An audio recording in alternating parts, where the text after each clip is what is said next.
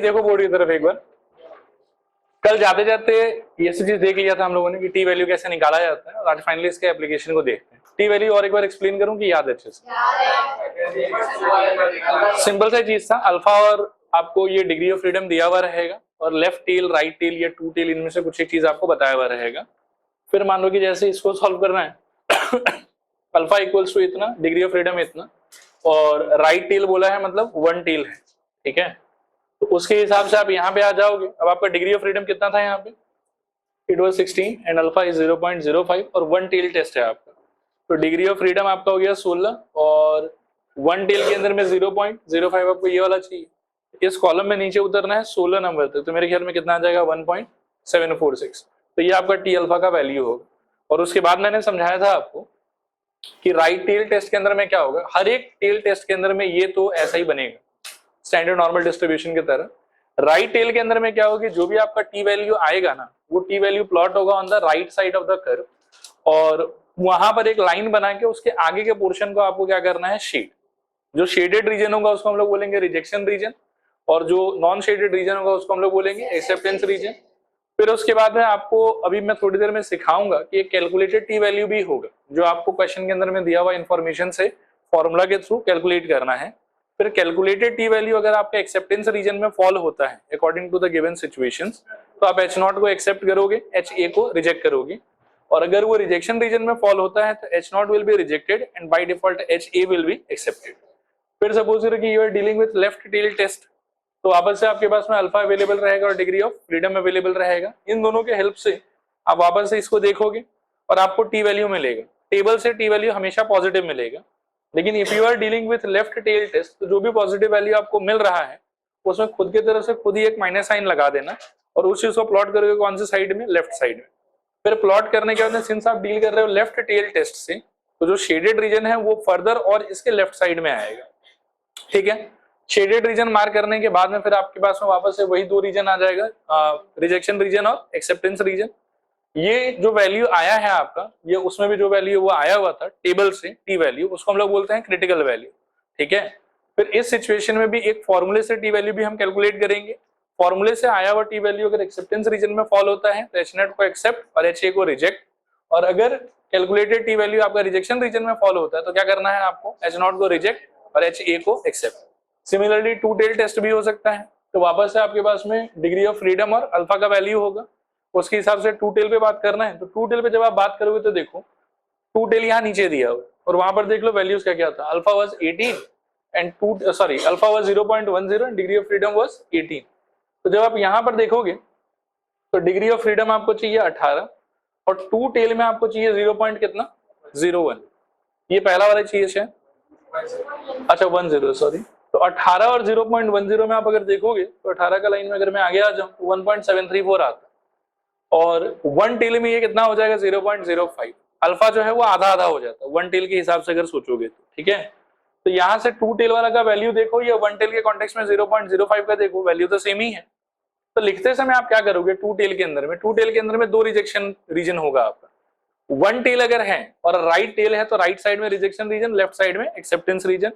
One tell है और left tell है तो लेफ्ट में रिजेक्शन रीजन और राइट में एक्सेप्टेंस रीजन। और अगर टू टेल है तो लेफ्ट में भी थोड़ा सा रिजेक्शन और राइट में भी थोड़ा सा रिजेक्शन। एक्चुअली जो आपको ये वैल्यू मिला है, इतना रिजेक्शन रीजन राइट में भी होगा और इतना रिजेक्शन रीजन लेफ्ट में भी होगा, ठीक है। और लिखते समय आप टी अल्फा बाई 2 यहाँ मेंशन करोगे, ये टी अल्फा नहीं है, टी अल्फा इन लोग दोनों को मिला के होगा यहाँ, ठीक है। और जो पूरा एरिया होगा वो आधा आधा हो जाएगा, आधा राइट में और आधा लेफ्ट में, क्योंकि ये टू टेल टेस्ट है।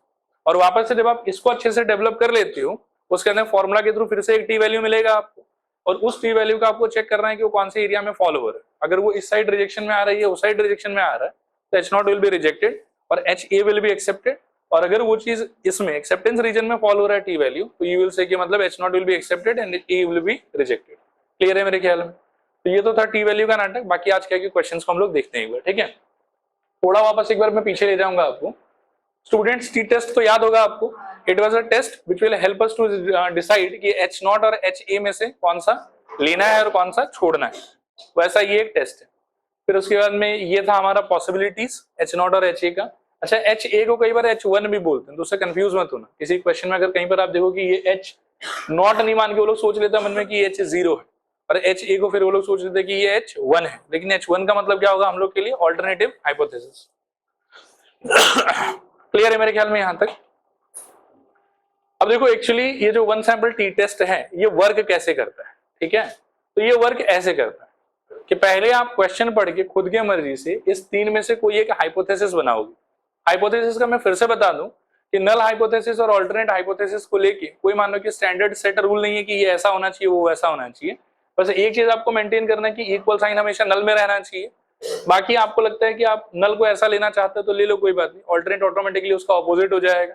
नल को ऐसा लेने का मन है ले लो, कोई बात नहीं, ऑल्टरनेट उसका ऑपोजिट हो जाएगा। नल को ऐसा लेने का मन है तो ले लो, कोई बात नहीं, ऑल्टरनेट उसका ऑपोजिट हो जाएगा। You are independent, you have the liberty to choose any one of the null hypothesis. Alternate automatically उस मोमेंट खुद से डिसाइड हो जाएगा, आपको फिर सोचने का जरूरत अलग से नहीं है। Once you make your hypothesis, तो उसके बाद में हाइपोथेसिस को देख के you need to decide कि आपने किस टाइप का हाइपोथेसिस क्रिएट किया है और किस टाइप का हाइपोथेसिस क्रिएट किया है, दैट विल डिपेंड कि आपका ऑल्टरनेट हाइपोथेसिस कैसा है। अगर ऑल्टरनेट हाइपोथेसिस में आप म्यू को कोई चीज से छोटा अज्यूम करके चल रहे हो तो वो लेफ्ट टेल हो जाएगा, क्योंकि ये लेफ्ट की तरफ पॉइंट आउट कर रहा है। अगर म्यू को किसी नंबर से बड़ा इमेजिन करके चल रहे हो तो ये हो जाएगा आपका राइट टेल, और म्यू को नॉट इक्वल मान के चल रहे हो तो छोटा भी हो सकता है और बड़ा भी हो सकता है, देयरफॉर ये क्या हो जाएगा, टू टेल।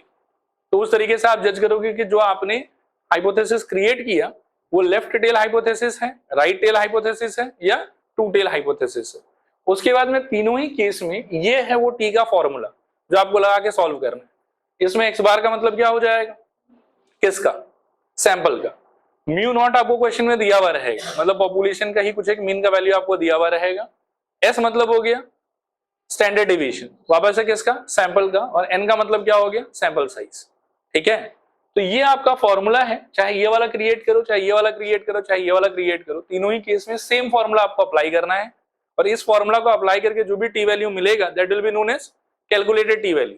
क्या बोलेंगे उसको बताओ, कैलकुलेटेड टी वैल्यू। फिर कैलकुलेटेड टी वैल्यू बनाने के बाद में अगर मान लो कि लेफ्ट टेल टेस्ट था आपका, तो इसी सिचुएशन में आपको डिग्री ऑफ फ्रीडम भी पता रहेगा और आपको अल्फा का वैल्यू भी क्वेश्चन में मेंशन करके दिया हुआ होगा। तो कैलकुलेटेड टी वैल्यू आपको इस फॉर्मूला से मिलेगा और क्रिटिकल टी वैल्यू आपको टेबल से मिलेगा। फिर टेबल से जो क्रिटिकल टी वैल्यू मिलेगा उसके बेसिस पर आपको ये वाला ग्राफ बनाना है। जैसे मान लो कि अगर लेफ्ट टेल टेस्ट से आप डील कर रहे हो तो क्रिटिकल टी वैल्यू टेबल से मिल जाएगा, फिर आप ये वाला ग्राफ बना के रख लो। और लेफ्ट टेल टेस्ट में ये फॉर्मूला लगाने के बाद जो टी का आंसर आएगा वो फिर यू विल फाइंड कि आइदर वो इस तरफ होगा या फिर वो उस तरफ होगा। अगर इस तरफ है तो एच नॉट को एक्सेप्ट, एच ए को रिजेक्ट, और उस तरफ है तो एच नॉट को रिजेक्ट और एच ए को एक्सेप्ट, ठीक है। Same goes for right tail test कि टी वैल्यू जो कैलकुलेटेड होगा वो तो आपको इसी फॉर्मूला से मिलेगा, और वापस से जो क्रिटिकल टी वैल्यू होगा आपका वो ऐसा आया हुआ रहेगा आपके पास। फिर से आपको सर्च करना है कि वो एक्सेप्टेंस रीजन में फॉल कर रहा है, रिजेक्शन रीजन में फॉल कर रहा है, और अकॉर्डिंगली आप एच नॉट को एक्सेप्ट या एच नॉट को रिजेक्ट आप कर सकते हो। Similarly it goes for two tail test, ठीक है। तो सब क्वेश्चन में आपको यही करते रहें। क्लियर है मेरे ख्याल में आइडिया, बाकी कुछ क्वेश्चंस करके देखते हैं और क्लियर हो जाएगा। और ये जो ग्राफ मैंने बना के दिखाया वो स्टैंडर्ड रूप में ऐसे दिखाया हुआ, देखो लेफ्ट टेल हाइपोथेसिस टेस्टिंग में ये रिजेक्शन रीजन आता है यहाँ पे, और इस तरफ क्या आता है हम लोग का एक्सेप्टेंस रीजन। और एक्सेप्टेंस रीजन में भी देखो हम ऐसा बोलते हैं ना, एक्चुअली मान लो कि जैसे इसमें मेरा आ गया टी वैल्यू, सपोज करो कैलकुलेटेड टी वैल्यू, तो हम ऐसा नहीं बोलेंगे कि H not is accepted and H A is rejected, इतना ब्लंट नहीं होते हैं हम लोग। हम लोग बोलते हैं कि we can not reject H naught, ये बोल के छोड़ देते हैं, डिप्लोमेटिक लैंग्वेज। एक तरीके से हम एक्सेप्ट ही कर रहे हैं लेकिन बोलने का तरीका ऐसा रहेगा कि we do not reject H naught, ठीक है। ऐसा सीधा सीधा नहीं बोलेंगे कि हम लोग एच नॉट रिजेक्ट कर रहे हैं और एच को एक्सेप्ट कर रहे हैं। लेकिन अगर इस रीजन में फॉल हो जाएगा तो हम बोल सकते हैं कि एच नॉट इज रिजेक्टेड, और इस रीजन में फॉल होगा तो हम क्या बोलेंगे कि H not can not be rejected, ठीक है। अच्छा, तो ये ऐसी फोटो है, लेफ्ट टेल का ऐसा रहना चाहिए, राइट टेल का ऐसा रहना चाहिए, और टू टेल का ऐसा रहना चाहिए। सारा चीज मैं एक्सप्लेन कर चुका हूं आप लोगों को। अब क्वेश्चन से बिगिन करेंगे। ये चीज मैं समझा चुका हूं कि कैलकुलेटेड टी वैल्यू किधर फॉल करेगा तो आपको कैसे डिसाइड करना है सब कुछ, ठीक है। पढ़ो इस क्वेश्चन।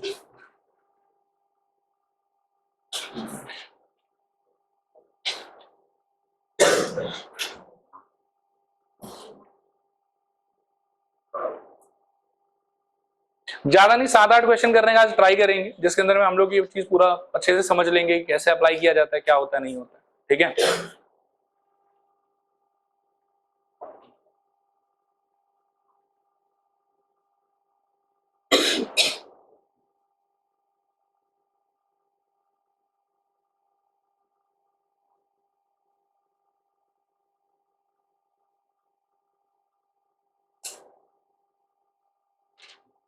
पढ़ना हो गया हो तो बताओ।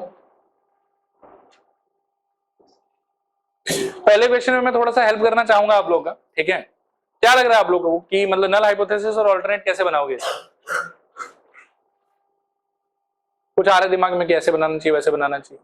नहीं, ठीक है मैं हेल्प करता हूं। देखो, नल और ऑल्टरनेट ना हमको ऐसा बनाना चाहिए, ठीक है? नल में आप कुछ भी ले सकते हो, ऑल्टरनेट में आप कुछ भी ले सकते हो, वो आपका चॉइस है, लेकिन वो ऐसा स्टेटमेंट होना चाहिए कि जिसको टेस्टिंग करने के बाद में ऑब्वियसली उसमें से एक एक्सेप्ट होगा और एक रिजेक्ट होगा, लेकिन जो भी एक्सेप्ट होगा या जो भी रिजेक्ट होगा उसके बेसिस पे सवाल जिस चीज पे कमेंट मांग रहा है ना आपसे, वो कमेंट करने के ढंग के पोजीशन में आप रहो, ठीक है? सवाल क्या चीज पे कमेंट मांग रहा है आपसे ये बताओ, सोचो, पढ़ो एक बार। Test the what significance of difference between the mean thickness, ये चीज पे वो क्वेश्चन मार्क मांग रहा है आपसे। अब क्वेश्चन को एक बार शुरू से थोड़ा पढ़ लो। Can industry produces iron rods with mean thickness of इतना, मतलब इंडस्ट्री में जब मान लो कि मशीन सेटअप किया गया होगा तो मशीन बेचने वाले आदमी ने बोला होगा कि देखो इस मशीन से रॉड आप प्रोड्यूस करो और इतने थिकनेस का रॉड आपका निकलेगा, लेकिन मशीन बहुत दिन चलने के बाद में थोड़ा मिसबिहेव भी कर सकता है, हो सकता है कि पतला रॉड निकालने लग जाए, हो सकता है कि मोटा रॉड निकालने लग जाए। तो हुआ क्या कि कंपनी जब मशीन को सेटअप करके स्पेसिफिकेशन डिसाइड कर रहा था तो कंपनी इस प्लानिंग से फैक्ट्री सेटअप कर रहा था कि हम इतना मोटा मोटा रॉड निकालेंगे। 2 साल 4 साल 5 साल के बाद में रैंडमली किसी दिन मानो कि 10 रॉड निकाल के देखा तो उसमें पाया कि मतलब सैंपल ऑफ 10 रॉड के अंदर में मीन थिकनेस जनरली कितना निकल के आया है? 0.024। अब ये जो आपको मीन थिकनेस बताया हुआ है ये क्या चीज का बताया हुआ? पॉपुलेशन का बताया हुआ। ये जो बताया हुआ किसका बताया हुआ? सैंपल का बताया हुआ। उस सैंपल का साइज कितना है आपका? 10। लेकिन ऐसा भी हो सकता है कि पर्टिकुलरली वो 10 पीस थोड़ा डिफेक्टिव हुआ हो, बाकी सारा पीस अच्छा हुआ हो, ठीक है? और ऐसा भी हो सकता है कि नहीं वो 10 जो है वो एक्चुअली रिप्रेजेंट कर रहा है कि नहीं डिफेक्टिव पीस ही निकल रहा है, इसके अंदर से मशीन खराब हो गया आपका, कुछ भी हो सकता है, वी डोंट नो। तो आगे हम लोग को बोल रहे हैं कि इसी सैंपल का मीन थिकनेस इतना हो गया, सैंपल के कॉन्टेक्स्ट में सैंपल का साइज 10 है और सैंपल का जो खुद का स्टैंडर्ड डिविएशन हो कितना बताया आपको? 0.002। फिर आपको पूछा हुआ है कि test the significance of difference और between the mean thickness at 5% level of significance. मतलब ये आपको ये बोल रहा है कि पॉपुलेशन का मीन होना तो चाहिए था 0.025, लेकिन सैंपल का जब उठा के चेक किया था थोड़ा मीन चेंज हो गया है। अब तुम बताओ कि पॉपुलेशन का मीन आज भी इतना ही है ये इससे बहुत ज्यादा चेंज हो गया है, ठीक है? इसमें ग्रेटर होना ये लेस होना तो कहीं पर भी ये मेरे से कमेंट नहीं मांग रहा है, मेरे से बस इतना मांग रहा है कि इससे चेंज हुआ है पॉपुलेशन का मीन कि चेंज नहीं हुआ, ये चीज मेरे से पूछ रहा है मेरे ख्याल में। तो मेरे ख्याल में इस क्वेश्चन में पर्टिकुलरली सबसे सेफ क्या रहेगा? एच नॉट का वो वैल्यू वो होगा कि हम मान लेते हैं कि पॉपुलेशन का मीन आज भी उतना ही है, ठीक है? Mu naught where mu not is equals to 0.025, ठीक है? क्योंकि कमेंट आपको क्या चीज पे करना है कि पॉपुलेशन का मीन इस मीन से डिफरेंट है कि डिफरेंट नहीं। अगर डिफरेंट है तो नॉट इक्वल होना चाहिए और अगर डिफरेंट नहीं है तो क्या होना चाहिए? इक्वल होना चाहिए। आगे के कुछ क्वेश्चंस में आप देखोगे कि मीन बढ़ गया मीन कम हो गया उस पर कमेंट मांगेगा आपसे। अगर ये मेरे से कमेंट मांगता कि मीन बढ़ गया क्या तो मैं बनाता कि mu greater than equal to mu naught 1 होता और ऑल्टरनेट वाला तो अपने आप ही लेस देन हो जाता। अगर मेरे से कमेंट मांगता कि ये बताओ कि अल्टीमेटली मीन जो है वो कम हो गया क्या तो मैं बनाता कि अच्छा mu less than equal to mu naught में पहले मान लेता और ऑल्टरनेट क्या हो जाता? Greater than. तो मेरे को फाइनली कमेंट जिस विषय पे करना है ना उससे इन्फ्लुएंस होकर मुझे डिसाइड करना चाहिए कि मैं कैसा नल और कैसा ऑल्टरनेट बनाऊंगा। और ऑल्टरनेट और नल में से कहीं पर भी कोई भी प्लेस हो सकता है, बस हाँ एक प्रोटोकॉल है कि इक्वल साइन जो है वो नल के पास होना चाहिए। तो इसके अंदर में मेरे को ये बताना है कि चेंज हुआ कि चेंज नहीं हुआ, बड़ा चेंज हुआ छोटा चेंज हुआ उस पर तो कमेंट नहीं करना है मुझे, बस चेंज हुआ कि चेंज नहीं हुआ इस पर कमेंट करना है। तो एक मेरे ख्याल में हमको इक्वल लेना चाहिए और दूसरा क्या लेना चाहिए? Not equal. और इक्वल का प्रोटोकॉल है कि वो किसके पास रहना चाहिए? नल के पास से रहना चाहिए। इसको पास में इक्वल रहने दो और दूसरे के पास में ऑटोमेटिकली क्या आ जाएगा बताओ? एच ए क्या हो जाएगा? Mu is not equals to mu naught, considering mu naught कितना हो जाएगा हमारे? 0.025, ठीक है? फिर यहां से आप बताओ मेरे को कि बाकी जो इन्फॉर्मेशन है उसमें कौन कौन क्या क्या बनेगा। एक्स बार क्या बन जाएगा मेरे लिए? 0.024। एन क्या बन जाएगा मेरे लिए? 10। और एस क्या बन जाएगा मेरे लिए? 0.00। ये समझ में आ रहा है? पक्का? अब देखना ध्यान से, एक बार कुछ लिखना मत, मैं टाइम दे दूंगा, अब अभी बस देखो मेरे को। क्लियर है ये सब कुछ? अब हमको 2 टी वैल्यू चाहिए, एक टी वैल्यू चाहिए कैलकुलेटेड और एक टी वैल्यू चाहिए हमको क्रिटिकल। कैलकुलेटेड वाला किससे आएगा? फॉर्मूला से। क्रिटिकल वाला किससे आएगा? टेबल से। और आपको पहले ही मन में ये सोच लेना है कि the hypothesis that you have developed वो कौन सा है, लेफ्ट टेल, राइट टेल की टू टेल, क्योंकि रिजेक्शन रीजन एक्सेप्टेंस रीजन तो उसके हिसाब से बनेगा। तो आपका वाला कौन सा है, टू टेल, तो आपको टू टेल के हिसाब से काम करना है। ठीक है मेरे ख्याल में। और 5% लेवल ऑफ सिग्निफिकेंस का मतलब क्या हो जाएगा, alpha is equals to 0.00 sorry 0.0। Clear है मेरे ख्याल में यहां तक, ठीक है। अब जो कैलकुलेटेड टी वैल्यू है उसका फॉर्मूला क्या था, T was equals to what, X bar minus mu not divided by कितना, एस, और बाई जो है उसको यहीं पे रख लेते हैं रूट ओवर, एक ही बात, ठीक है। वैल्यूज प्लेस करते हैं इसके अंदर में, क्या आएगा बताओ, एक्स बार कितना है 0.02 माइनस म्यू नॉट कितना है 0.025 और डिवाइडेड बाय एस कितना हो जाएगा मेरे लिए 0.002, ठीक है, और रूट ओवर इन कितना हो जाएगा रूट ओवर। क्लियर है मेरे ख्याल में।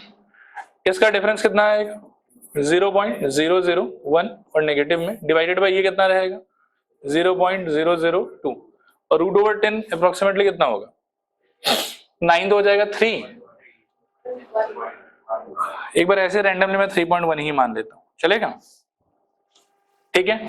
यहां से डेसिमल वैल्यू कट जाएगा क्योंकि same he number of digits है आफ्टर डेसिमल प्लेस, तो कितना हो जाएगा बताओ, basically minus of 3.1 divided by 2, 31 का आधा कितना हो जाएगा 15.5, तो इसको हम क्या बोल सकते हैं बताओ, माइनस ऑफ क्या 1.55, ऐसा कुछ बोल सकते हैं।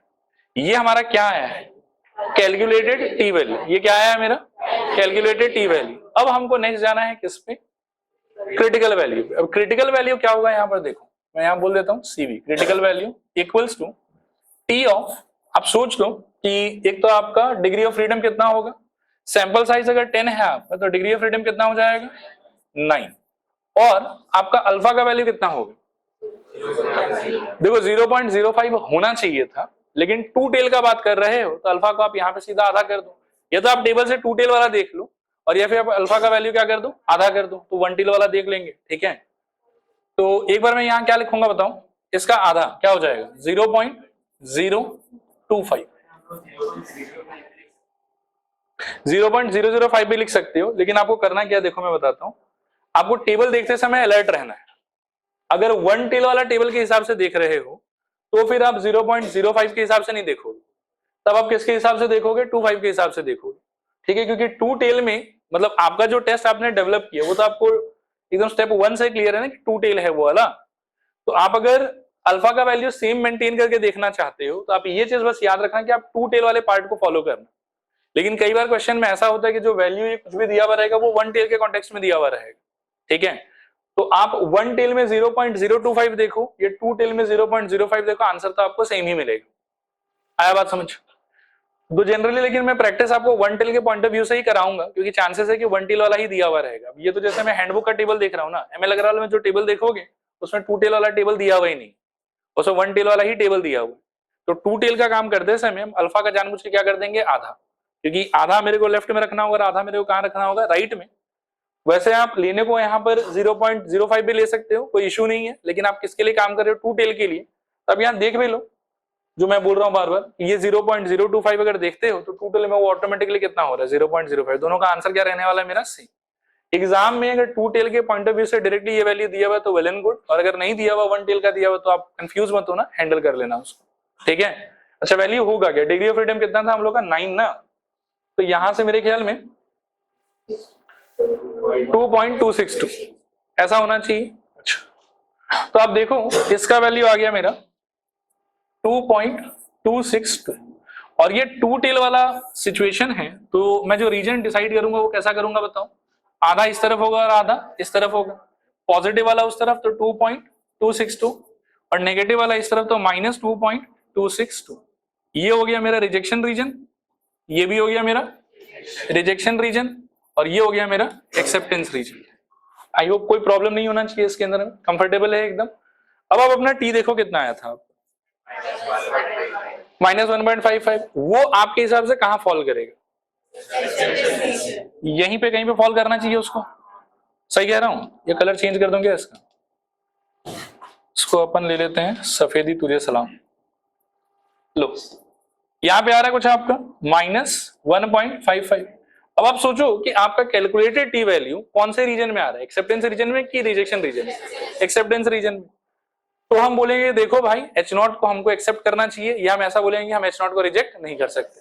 और H0 को अगर आप रिजेक्ट नहीं कर सकते हो, इसका मतलब आपका कंक्लूजन क्या होगा कि पॉपुलेशन मीन में और इस दिए हुए मीन में ज्यादा कोई खास डिफरेंस नहीं है, पॉपुलेशन का मीन लगभग लगभग उतना ही है। मतलब ये जो डिफेक्ट हो रहा है, ये डिफेक्ट कुछ एक दो सैंपल के लिए हो रहा होगा बस। है बात समझ? बोलो। U0 हमेशा वो पॉपुलेशन का डेटा को लेंगे, इसीलिए वो सिंबल्स बहुत इंपॉर्टेंट है। ठीक है, लैंग्वेज बढ़ के तो आपको समझ में आ ही जाएगा कि कौन सा कमेंट पॉपुलेशन पे और कौन सा कमेंट मान लो कि सैंपल पे है। जो भी पॉपुलेशन का होगा वही म्यू0 बनेगा आपका।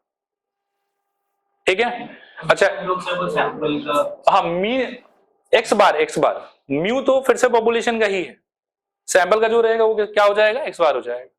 क्लियर है? पक्का? अब इस चीज का ना आप लोग को एक रेलिवेंस इंपॉर्टेंस थोड़ा समझाने का ट्राई करता हूँ। ठीक है, जो बड़ा बड़ा फैक्ट्री वगैरह होता है, मतलब आप कोई भी इलेक्ट्रॉनिक आइटम या कोई भी उस टाइप का आइटम अगर लोगे ना जिसको खोलने के बाद में वो लोग रिप्लेस या चेंज करने से मना कर देता है, उन सब पे आप देखोगे कि एक समान एक स्टिकर चिपकाया हुआ रहता है, quality check QC, specially light white पे बहुत ज्यादा रहता है। तो उन सब में होता क्या है कि एक दिन में सपोज करो कि एक फैक्ट्री है जिसके पास में कैपेसिटी है 2 लाख लाइट प्रोड्यूस करने की।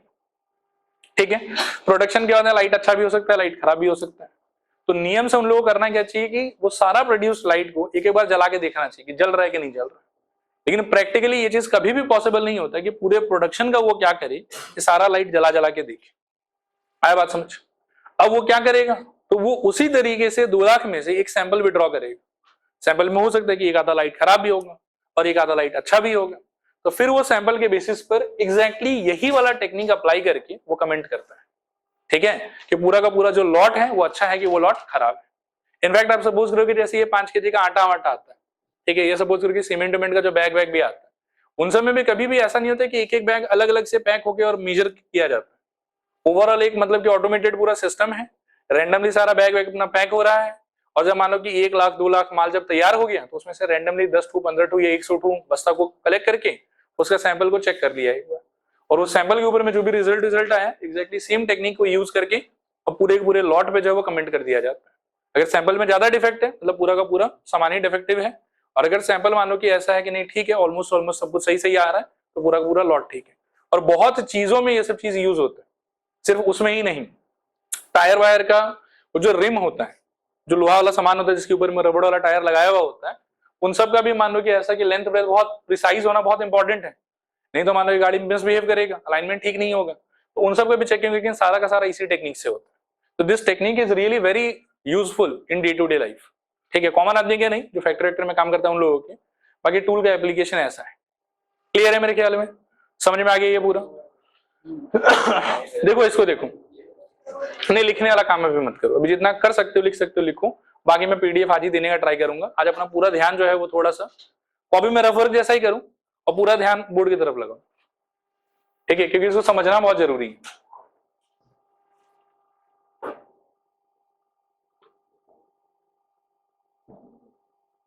शुरू का ज्यादातर क्वेश्चन मैं पहले ही हिंट दे देता हूं कि मतलब वो ऐसा ही है कि हम 2 टेल वाला ही डिसाइड करेंगे। आगे चल के कुछ क्वेश्चन ऐसा है जिसमें 2 टेल नहीं 1 टेल लग रहा हो। ठीक है, बाकी देखो करो। A factory produces PVC pipes with mean inner diameter of 4 centimeter. ठीक है मेरे ख्याल में। A sample of 17 pipes gives a mean of inner diameter to be इतना, मतलब उससे डिफरेंट है, होना 4 चाहिए था लेकिन सैंपल का कितना आ रहा है 4.02 एंड स्टैंडर्ड डिविएशन इतना। Is the difference in the value of means significant? मतलब पॉपुलेशन का मीन हमारे हिसाब से इतना होना चाहिए था, सैंपल का मीन इतना आ रहा है, तो क्या सच में पॉपुलेशन का मीन चेंज हो गया कि चेंज नहीं हुआ? उस पर कमेंट करना है। तो आपका नल हाइपोथेसिस कैसा होना चाहिए बताओ, बोलो ट्राई करूं। और मैं बोलूंगा कॉपी में रफ में ही लिखना, बाकी चीज जब PDF मिल जाएगा तो कॉपी कर लेना, बेटर रहेगा। तो H0 क्या हो जाएगा बताओ? Mu is equals to mu naught, और म्यू नॉट कितना आपका यहाँ पर, चलो म्यू नॉट ही लिख देते हैं, म्यू नॉट। ऑल्टरनेटिव हाइपोथेसिस क्या हो जाएगा? Mu is not equals to mu naught. ठीक है, और अभी सारा डेटा लिखो यहाँ पे। तो म्यू नॉट कितना हो गया आपका 4, एक्स बार कितना हो गया 4.02, फिर अल्फा कितना हो जाएगा 0.1, 0.05 अल्फा ये होना चाहिए। फिर डिग्री ऑफ फ्रीडम कितना हो जाएगा, 17 है तो 16 हो जाएगा ये वाला। और एस कितना दिया हुआ आपको, स्टैंडर्ड डेविएशन 0.09, ठीक है मेरे ख्याल में।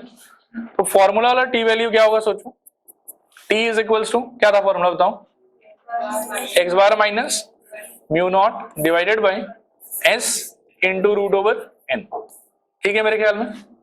अच्छा वैल्यूज को डालो, तो एक्स बार है आपका 4.02 माइनस म्यू नॉट कितना है 4 डिवाइडेड बाई एस है आपका 0.09, ठीक है, और इनटू रूट ओवर कितना 16।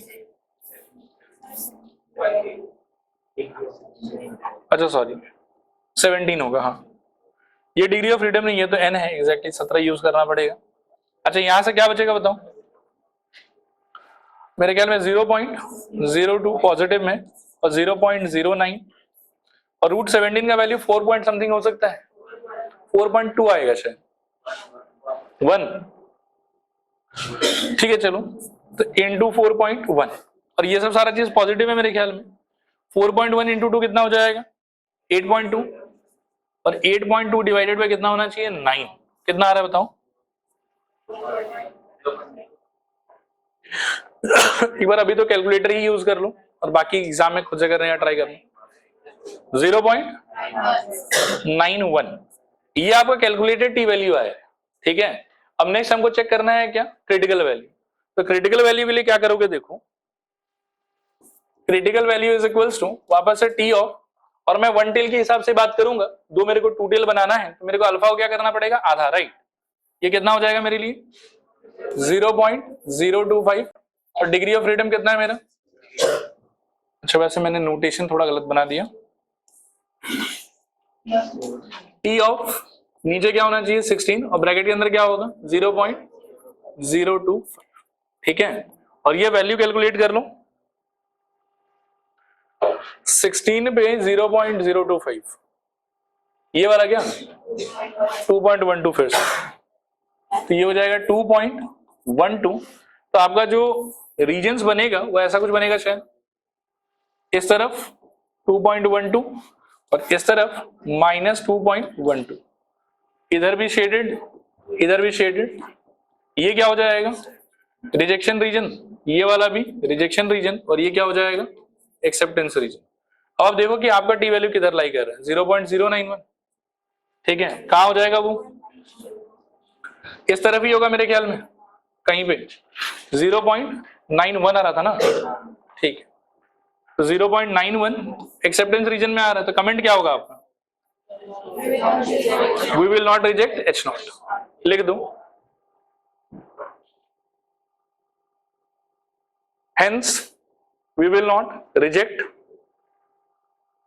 H0, hence we will not reject H0। देखो क्लियर है कि नहीं क्लियर है, चलो आगे देखो, नहीं उसका मार्किंग एक्यूरेट नहीं होने से भी चलेगा, मेन पॉइंट बस इतना है कि वो इस नॉन शेडेड रीजन में फॉल करेगा कि शेडेड में फॉल करेगा, उसी से आपका कंक्लूजन करना है, ठीक है। हाँ कोई नेसेसिटी नहीं है, मतलब एक बात तो पक्का ना कि 2 पॉइंट्स तो पहले ही आएगा और -2 पॉइंट के भी इस तरफ ही होगा, तो रहेगा तो एक्सेप्टेंस रीजन में, और इसका एक्यूरेट होना नेसेसरी नहीं। कैलकुलेटेड की क्रिटिकल नहीं, वैल्यू सही होना जरूरी है, लेकिन ये प्लॉटिंग जो है वो एकदम एग्जैक्ट आप मार्क करोगे वो जरूरी नहीं। हाँ हाँ हाँ, इसमें मैं एकदम अगर सिंपल वर्ड्स में बोलूं तो स्केल इंपॉर्टेंट नहीं है कि किसको कहां किया नहीं किया, उसको एकदम मेंटेन करना पड़ेगा, दैट इज नॉट इंपॉर्टेंट, बस हाँ रफली जो है वो सही सही बैठना चाहिए सब कुछ, ठीक है। चलो इसको देखो, इसको करो खुद से, ट्राई करो एक बार, खुद से करो, बताओ H0 क्या होगा।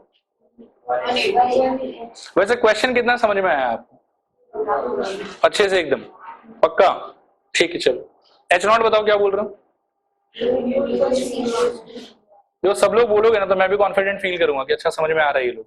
Mu is equal to what, मतलब म्यू नॉट, चलो ठीक है, और HA क्या बोल रहे हो, ग्रेटर देन ले लेंगे आप?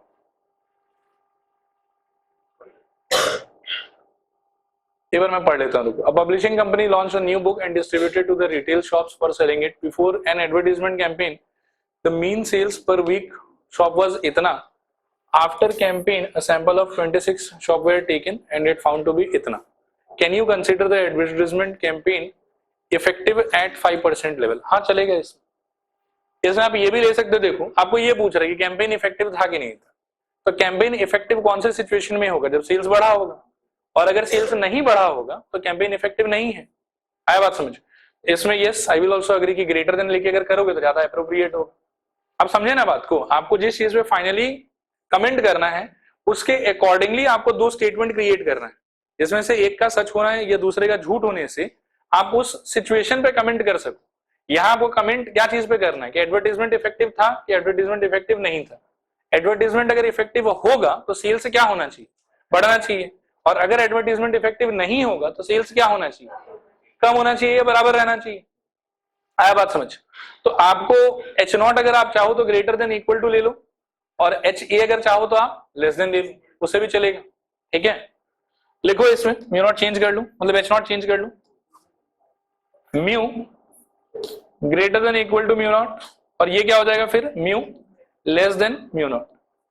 वैल्यूज बताओ मेरे को, म्यू नॉट कितना होगा 180 शायद, एक्स बार कितना होगा 192, फिर n कितना होगा 26, फिर और क्या चाहिए होगा, डिग्री ऑफ फ्रीडम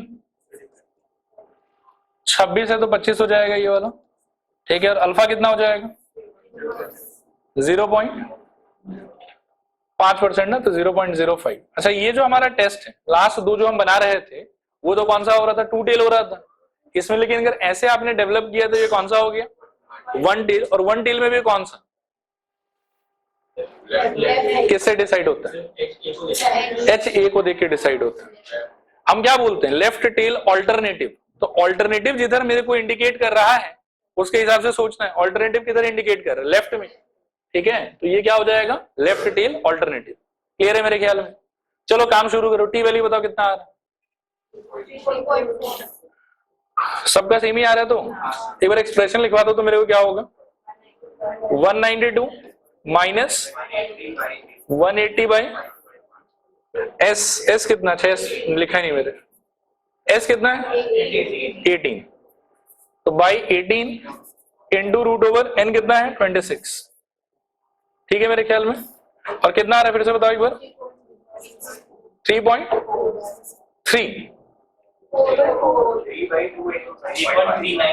अच्छा ठीक, कोई बात नहीं, चलेगा, डन मेरे ख्याल में ये वाला। अब इसके बाद में आपको टेबल देखना होगा थोड़ा सा क्रिटिकल वैल्यू के लिए। तो critical value is equals two degree of freedom कितना है मेरा 25, तो यहाँ 25, और ब्रैकेट में क्या लिखूंगा, इस बार तो आधा करने का दरकार नहीं है। ठीक है, तो 0.05, और ये कौन सा टेल टेस्ट देख रहे हैं हम लोग, लेफ्ट टेल, तो जो भी हम ड्रॉ करेंगे शेडेड रीजन उसके लेफ्ट कॉर्नर पे होना चाहिए। ठीक है, अब आप देखो इसको ढूंढेंगे हम टेबल से, तो एक बार और देख लेता हूं 25 और 0.05, तो 25 मेरे ख्याल में ये रहा, और 0.05 1 टेल के हिसाब से ये लास्ट से पहले वाला ना, तो 25 में आ गया 1.708, सही कह रहा हूं शायद, तो दिस इज इक्वल टू 1.708। लेकिन इसको जब आप लेफ्ट टेल के लिए डेवलप करोगे ग्राफ में, तो वो कैसे डेवलप होगा बताओ, इधर प्लॉट होगा and it will be minus of 1.708, ये ध्यान होगा, समझ में आ रहा है ये। इसके हिसाब से ये क्या हो जाएगा आपका रिजेक्शन रीजन, तो ये हो गया आपका रिजेक्शन रीजन, और ये हो गया आपका एक्सेप्टेंस रीजन। अब आप देखो कि आपका टी वैल्यू किधर फॉल कर रहा है, एक्सेप्टेंस रीजन में, मतलब काफी इसके इस तरफ होगा, यहां कहीं पे होना चाहिए। कितना आया था अपना 3.39, आया समझ? अब आपका कंक्लूजन क्या होना चाहिए, H0 कैनॉट बी रिजेक्टेड, और H0 अगर रिजेक्ट नहीं कर रहे हो इसका मतलब आपका कंक्लूजन क्या है, ये मीन सेल्स जो है वो पहले के मुकाबले क्या हो गया, इंक्रीज हो गया, ग्रेटर देन। आया बात समझ? और इंक्रीज हो गया तो एडवर्टाइजमेंट इफेक्टिव था कि नहीं था? अच्छा इसी में किसी ने पता है अगर ऐसे भी किया होता कि इसको mu less than equal to mu naught लिया होता और इसको mu greater than mu naught ले लिया होता, उसका भी पूरा प्रोसेसिंग के टाइम पर हो सकता है कुछ कुछ वैल्यूज अलग आता, अल्टीमेट कंक्लूजन उसको भी यही मिलता कि एडवर्टीजमेंट इफेक्टिव था। आया बात समझ? एक बार करें उसको भी हम लोग, ताकि आपके मन से डर निकल जाए। मतलब मेरा कहना सिंपली ये है कि इसके चॉइसेस है ना, कोई फर्क नहीं पड़ता, आप इसको कैसे भी डेवलप करो, conclusion is going to remain same. ठीक है, तो एक बार अपन कर लेते हैं उसको भी, आप लोग बस थोड़ा मन लगाओ, ठीक है, और वही डिस्ट्रैक्टेड मत हो।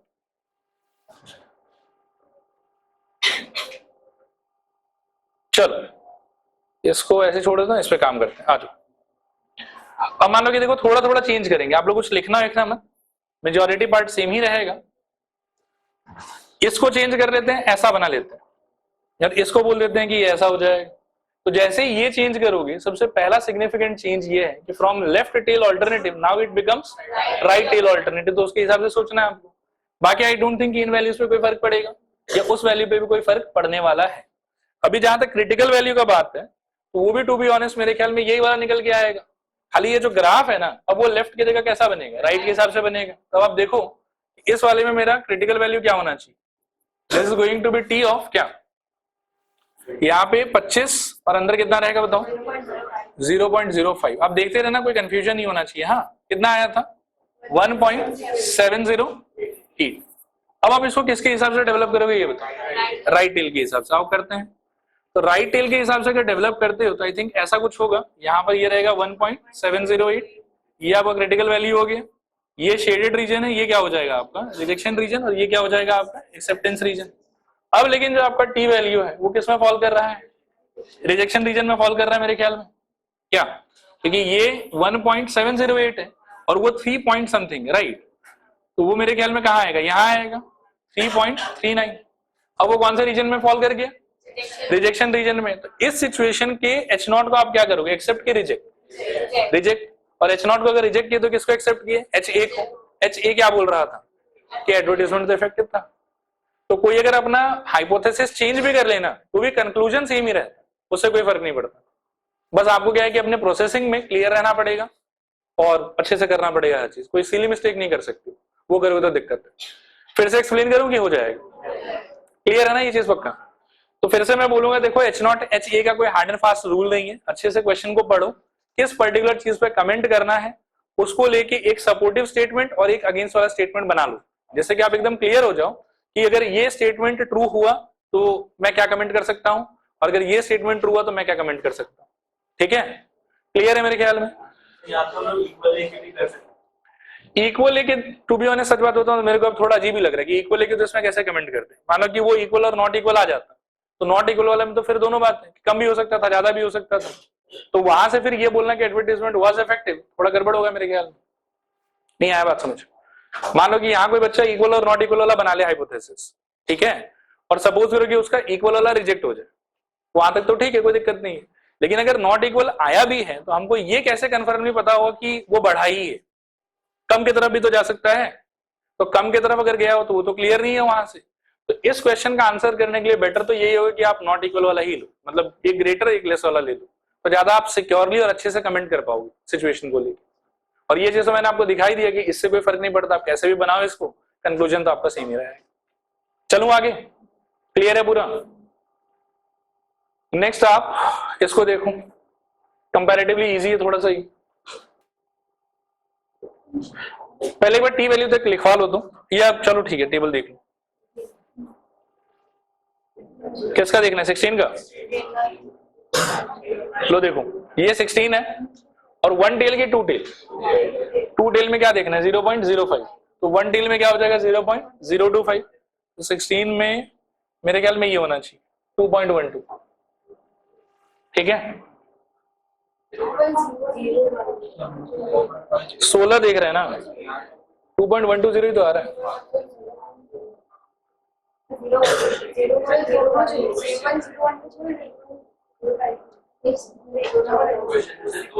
अच्छा एक सेकंड में क्वेश्चन देख लेते हैं एक बार।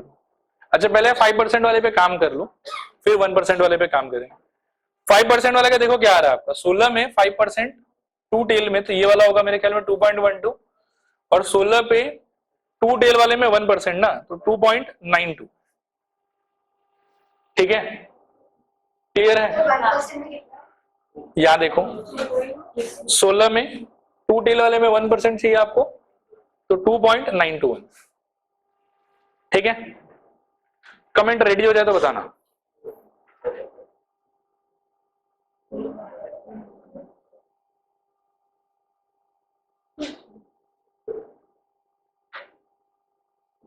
ठीक है, कोई एक व्यक्ति जो है मुझे भी लिखवा देता हूं, इसमें बताना स्टार्ट करो एक बार। इस बार डेवलप तो करना नहीं था, वो तो किया हुआ ही था। म्यू नॉट कितना है बताओ? म्यू नॉट इज 200, फिर एक्स बार कितना है 210, फिर एन कितना है 17, degree of freedom 16, standard deviation 50।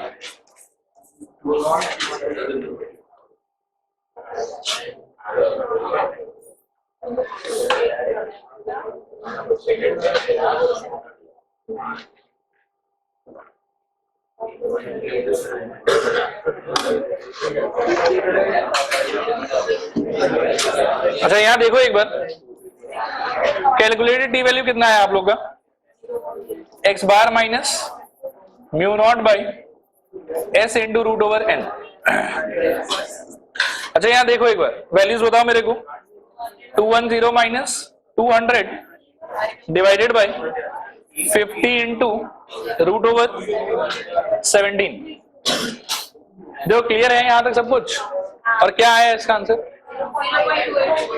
0.0824 ऐसा आया सबका। ओके, क्रिटिकल वैल्यू जो है वो क्या क्या आ रहा था बताओ? क्रिटिकल वैल्यू एक हमको चाहिए था टी ऑफ 16 पे 0. लेकिन 2 टेल के हिसाब से सोचना है शायद, मतलब बेटर तो वही रहे कि आप आधा कर दो 0.025। और इसका आंसर कितना आया था?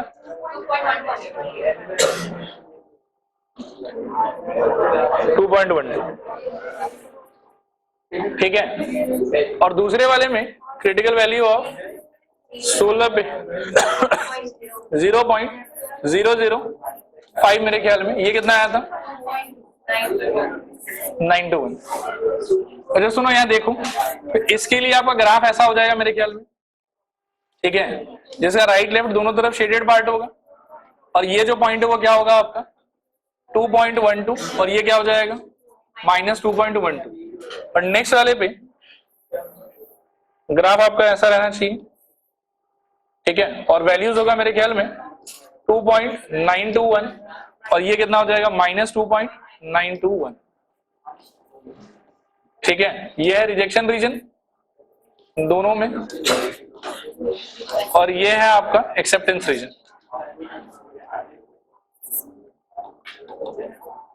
ठीक है, अच्छा टी वैल्यू आपका आया था 0.82, तो दोनों ही केस में मुझे लग रहा है कि एक्सेप्टेंस रीजन में ही रहेगा। ठीक है, तो दोनों ही केस में आप क्या करोगे, एच नॉट को एक्सेप्ट और एच ए को रिजेक्ट। क्लियर है मेरे ख्याल में? ठीक है,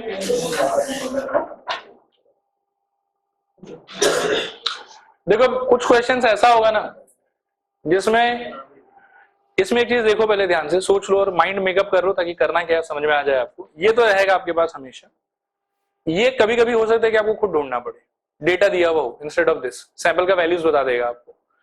एन का तो रहेगा हमेशा, बताओ कोई दिक्कत नहीं है। डिग्री ऑफ फ्रीडम भी एन से पता ही चल जाएगा आपको। स्टैंडर्ड डेविएशन लेकिन कभी कभार हो सकता है कि आपको खुद कैलकुलेट करना पड़े सैंपल का। मतलब सैंपल का जैसे इन क्वेश्चंस में क्या हो रहा था ना कि जो भी सैंपल से रिलेटेड वैल्यू है कैलकुलेट जो करना चाहिए वो आपको कैलकुलेट करके डायरेक्टली बता रहा था। कुछ क्वेश्चंस में ऐसा होगा कि सैंपल से रिलेटेड जो भी वैल्यूज है वो आपको सेल्फ खुद से कैलकुलेट करना पड़ेगी। जैसे इस क्वेश्चन में देखो, इसके बाद वाले कि रैंडम सैंपल ऑफ साइज 16, तो 16 क्या हो जाएगा आपका n has mean 65, मतलब x बार 65 हो गया। And the sum of the squares of the deviation taken from the mean is 256, मतलब ये स्टैंडर्ड डेविएशन नहीं है, ये क्या है आपकी, ये है summation of xi minus x बार का स्क्वायर का वैल्यू 256। तो स्टैंडर्ड डेविएशन का समझो कि मसाला दे दिया है लेकिन स्टैंडर्ड डेविएशन नहीं दिया आपको। पढ़ो ना, लाइन पढ़ो तो समझ में आएगा। सम ऑफ द स्क्वायर ऑफ, क्या बोला उसके बाद पढ़ो, deviation taken from mean, deviation का मतलब डिफरेंस, ठीक है, और डिफरेंस के स्क्वायर का समेशन, तो डिफरेंस के स्क्वायर का समेशन उसका वैल्यू हो गया 256। ये समझो कि स्टैंडर्ड डेविएशन के फॉर्मूला का आधा मसाला है। स्टैंडर्ड डेविएशन का फॉर्मूला अगर आप रिकॉल करो तो वो क्या होता था, S is equal to root under, अगर सैंपल के लिए सोचोगे इट वाज दिस का स्क्वायर डिवाइडेड बाय एन होता था, राइट। तो ये देखो आपको आधा मसाला दिया है इसका, एस आपको खुद कैलकुलेट करना है, ठीक है। तो यहां पर एस कैसे निकलेगा बताओ, S equal to root under 256 upon N कितना है, सैंपल साइज 16, तो यहां आ जाएगा 16, ज्यादा कोई घबराने वाला बात नहीं है, कट के शायद 16 और आंसर कितना आ जाएगा 4, लेकिन ये करना पड़ेगा पॉइंट वो, ठीक है। और इसके अंदर फिर सब कुछ सेट है, फिर सारा चीज आपको बता रहे हैं। और इससे भी गंदा भी हो सकता है, जैसे सपोज करो आप, ये तो शायद इजी होगा, इसको देखो एक बार पढ़ो, आप बस रिलेट करने का ट्राई करो कि समझ में आ रहा है कि नहीं आ रहा। अब देखो कि manufacturer of electrical items make electric tubelights and claims that his tubelights have mean life of इतना, तो ये तो पॉपुलेशन का हो गया, हाँ म्यू नॉट हो गया। A random sample of 6 such tubelights give the following values. अब इसमें सब कुछ आपको खुद कैलकुलेट करना पड़ेगा, एक्स बार भी निकालना पड़ेगा, एस भी निकालना पड़ेगा, एन खाली आपको पता है मीन तो वही एक्स बार हो जाएगा। आया बात समझ या नहीं है, थोड़ा है कि बुरा है। और सैंपल का निकालना है कि पॉपुलेशन का निकालना है, मीन के बारे में बोल रहा हूँ, स्टैंडर्ड डेविएशन सैंपल का, तो स्टैंडर्ड डेविएशन का फॉर्मूला क्या था, एन, इसमें तो पॉपुलेशन तक नहीं जाना है हमको, तो फॉर्मूले में हम क्या रखेंगे, S is equal to root over X I minus X bar का whole square whole thing divided by N रखना है मेरे को। तो इसमें हमको बहुत मेहनत करना होगा, मतलब ये जो सारा वैल्यूज है जो इस कोने में हम फटाक से लिख देते थे क्वेश्चन को पढ़ के, उस वाले क्वेश्चन में हमको सारा वैल्यू खुद से निकाल के देखना पड़ेगा, ठीक है। इस क्वेश्चन को भी देखो एक बार, अच्छा ये तो कर लिया हैंडल, इसको देखो। A random sample of 26 values taken from a normal population has a mean of इतना, मतलब ये हो गया शायद n, ठीक है, और ये हो गया x bar, and the sum of the squares of the deviation taken from the mean is इतना। ये वैसे स्क्वायर नहीं होना चाहिए था, सेंटीमीटर रहना चाहिए था, ठीक है। Is the assumption that the population mean is इतना वैलिड और नॉट, ठीक है, ये म्यू नॉट हो जाएगा। आया बात समझ। अब इसमें भी क्या है कि आपको s निकालना पड़ेगा खुद से, ठीक है कि नहीं, ठीक है, इक्वल और नॉट इक्वल है। अच्छा नहीं स्क्वायर क्यों होगा, अच्छा हाँ ठीक है ठीक है ठीक है, सॉरी मुझे लगा कि डेविएशन का एक वो दे रहा, ठीक है ठीक है, स्क्वायर होगा। और फिर जब हम डिवाइडेड बाय n करके रूट ओवर करेंगे तो ऑटोमेटिकली सेंटीमीटर स्क्वायर से सेंटीमीटर में कन्वर्ट हो जाएगा, वो सब मतलब स्क्वायर्स दिया हुआ इसलिए स्क्वायर होगा। क्लियर है मेरे ख्याल में। तो इन सब टाइप का वेरिएशन हो सकता है, आया आइडिया समझ। तो अब आप फटाफट करते हैं, देखो इसको देखो, लिखो, मैं वैल्यूज बता, अच्छा लिखो नहीं, मुझे ही लिखवा दो, आप लोग कैलकुलेटर लेके बैठे रहो, पीडीएफ दे दूंगा तो फिर कॉपी कर ले, ज्यादा नहीं, 1 2 3 बस यहीं तक करेंगे, ये इसको छोड़ देंगे लास्ट वाले को, 2 तक कर लेते हैं कम से कम। इसका बताओ तो क्या होगा, एस तो आ ही गया, बाकी वैल्यूज बता दो एक बार, एक दो पहले वो भी बना लो, एच नॉट क्या होगा, इक्वली मान लेते हैं, तो mu is equals to mu naught, और दूसरा क्या हो जाएगा, mu is not equals to mu naught, ठीक है मेरे ख्याल में।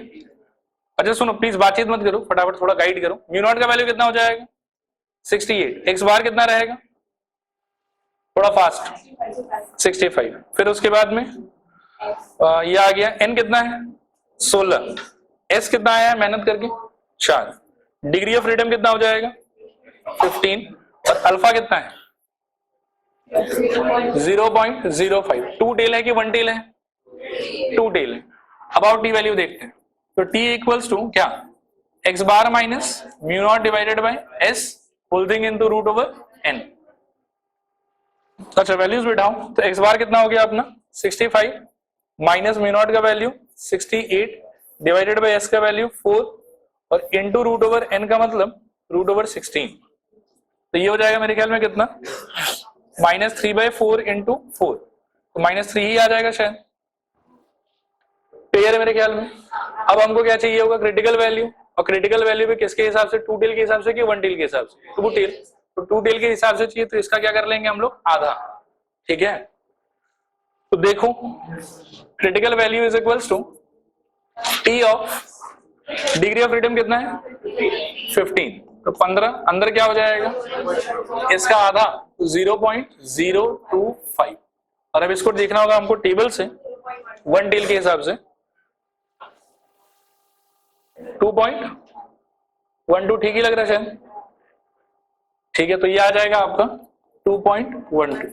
और जो आपका ग्राफ बनेगा वो कैसा बनेगा, रिजेक्शन रीजन एक तरफ की दोनों तरफ, दोनों तरफ। इस तरफ क्या हो जाएगा 2.12 और -2.12, इधर रिजेक्शन रीजन और इधर भी रिजेक्शन रीजन। चलो अभी बताओ टी कितना आया था अपना -3, तो वो किस तरफ रहेगा रिजेक्शन रीजन में, ठीक है। तो क्या हो जाएगा आपका कंक्लूजन, H0 इज रिजेक्टेड, ठीक है, H0 इज रिजेक्टेड, -3 यहाँ हो जाएगा H0 इज रिजेक्टेड। क्लियर है मेरे ख्याल में। नेक्स्ट इसको देखो फटाफट, बताओ क्या होगा।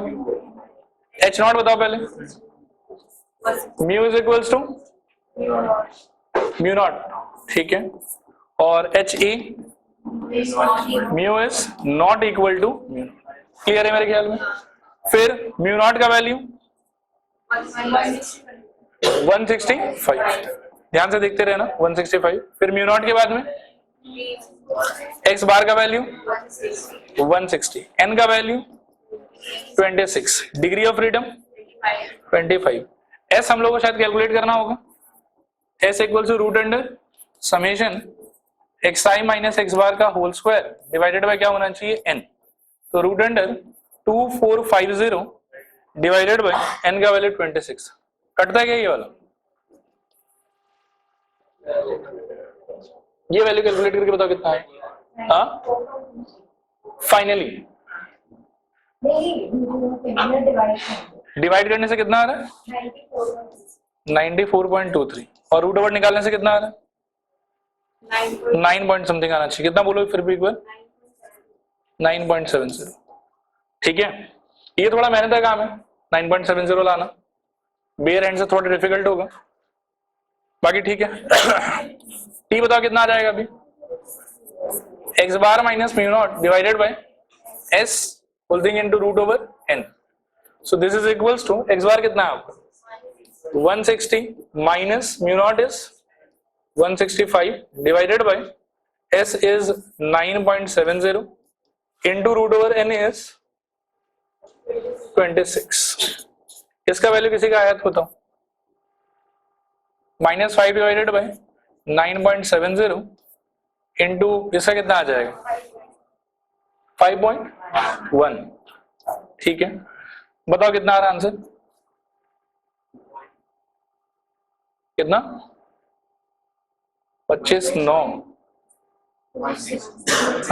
2 पॉइंट समथिंग होना चाहिए, -2.63, ठीक है। ये आपका हो गया कैलकुलेटेड टी वैल्यू, ठीक है। कमेंट आपको 5% पे भी करना है और कमेंट आपको 1% पे भी करना है, और टू टेल के लॉजिक से करना है, ठीक है। तो 5% लूंगा कि आधा कर दूंगा, आधा करना पड़ेगा हमको। दो क्रिटिकल वैल्यू आएगा मेरे पास में, पहला होगा टी ऑफ 5% के हिसाब से सोचोगे, एक सेकेंड, डिग्री ऑफ फ्रीडम कितना है 25, ठीक है। और यहां पर कितना आ जाएगा 0.025। टेबल देखोगे 25 के लिए तो 25 और 0.025 मतलब 3 नंबर वाला, तो 25 में 1 2 3 2.060, दिस इज इक्वल्स टू 2.060। और क्रिटिकल वैल्यू एट 1% भी देख लो, 25 1% का आधा तो 0.005, दिस इज इक्वल्स टू 25 पे देखोगे तो 2.779 ना, 2.779। इसके हिसाब से जो ग्राफ है वो ऐसा होना चाहिए आपका 2.060, ये रिजेक्शन रीजन, और यहां होना चाहिए -2.060, ये रिजेक्शन रीजन, ये हो जाएगा रिजेक्शन रीजन, और ये हो जाएगा एक्सेप्टेंस रीजन। और इसके हिसाब से ग्राफ होना चाहिए ऐसा, जहां पर ये रहेगा मेरे ख्याल में 2.0 779 और ये हो जाएगा -2.779। ये हो गया आपका वापस है रिजेक्शन रीजन, इधर भी रिजेक्शन रीजन, और ये हो गया आपका एक्सेप्टेंस रीजन। अब देखो कि आपका टी गया था -2.63, तो इस केस में तो मेरे ख्याल में वो रिजेक्शन में चला जाएगा और इस केस में वो एक्सेप्टेंस में आ जाएगा। ठीक है, देखो इसमें मेरे ख्याल में इधर रहना चाहिए, तो फर्स्ट वाले में होगा H0 इज रिजेक्टेड। ठीक है, और इसमें थोड़ा इस तरफ आएगा। ठीक है, तो इसमें H0 can not be rejected.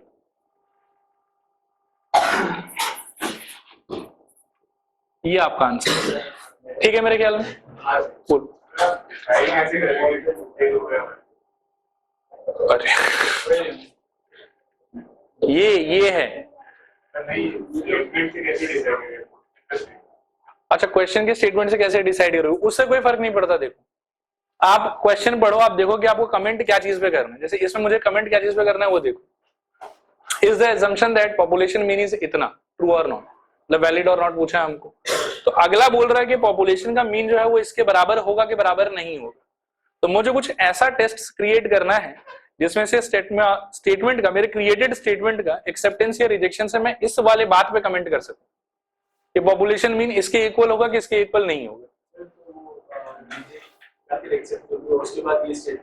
हाँ करेक्ट, वो हम लोग लिख नहीं रहे हैं, लेकिन लिखना है हम लोग।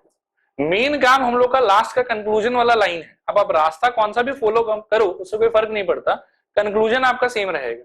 और 2 टेल बनाना है कि 1 टेल बनाना है वो टोटली डिपेंड करेगा कि फाइनली सामने वाले ने मेरे से कमेंट मांगा क्या चीज पे। इसमें मैं 2 मिनट एक बार और बोल देता हूँ, अच्छे से सुन लो, दिमाग में बिठाने का ट्राई करना। H0 या HA का जो फ्रेमिंग है वो आपको क्वेश्चन पढ़ के डायरेक्टली हो सकता है कि समझ में ना आए, तो आपको फोकस करना है कि फाइनली कमेंट क्या चीज पे करना है। इसमें कमेंट क्या चीज पे करना है कि पॉपुलेशन का मीन इसके इक्वल होगा कि नहीं होगा। तो मेरा स्टेटमेंट ऐसा होना चाहिए ना कि जिसमें से किसी एक का एक्सेप्टेंस या रिजेक्शन मेरे को ये बता दे कि पॉपुलेशन मीन इसके इक्वल था कि नहीं था। अब अगर ग्रेटर देन लेस देन में बनाता तो दिक्कत हो जाएगा, फिर तो ग्रेटर और लेस पे कमेंट हो जाएगा। इसलिए मैंने बनाया कि इक्वल है और इक्वल नहीं है। अगर ये एक्सेप्ट हुआ तो इक्वल है, ये रिजेक्ट हुआ तो इक्वल नहीं है। आया बात समझ? थोड़ा पीछे आ जाओ, इस पे आ जाओ। इसमें भी क्या पूछा है हम लोग को कि can this sample be regarded as taken from a population having mean इतना। पॉपुलेशन का मीन जिससे ये सैंपल उठाया गया है उस पॉपुलेशन का मीन 68 रहेगा कि 68 नहीं रहेगा, इस बात पे कमेंट करना है हमको। तो मैं अपना स्टेटमेंट ऐसा फ्रेम करूंगा जिसका कंक्लूजन मेरे को ये बताए कि मेरे पॉपुलेशन का मीन 68 है कि 68 नहीं है। तो एक में मैंने मान लिया कि 68 है, एक में मैंने माना कि नहीं है। फिर अब थोड़ा पीछे आ गया, पब्लिशिंग हाउस वाला बहुत बढ़िया क्वेश्चन है। इसमें तो सब कुछ बना के दिया हुआ है, इसमें तो दिख ही रहा है कि ये 2 टेल है। पब्लिशिंग हाउस वाले में आप देखो कि आपको कमेंट क्या चीज पे करना है कि एडवर्टाइजमेंट सक्सेसफुल था कि सक्सेसफुल नहीं था। तो आपका फ्रेमिंग इस टाइप का होना चाहिए जो आपको एक्सेप्टेंस या रिजेक्शन के बाद में ये आइडिया अच्छे से दे दे कि वाज द कैंपेन सक्सेसफुल और नॉट सक्सेसफुल।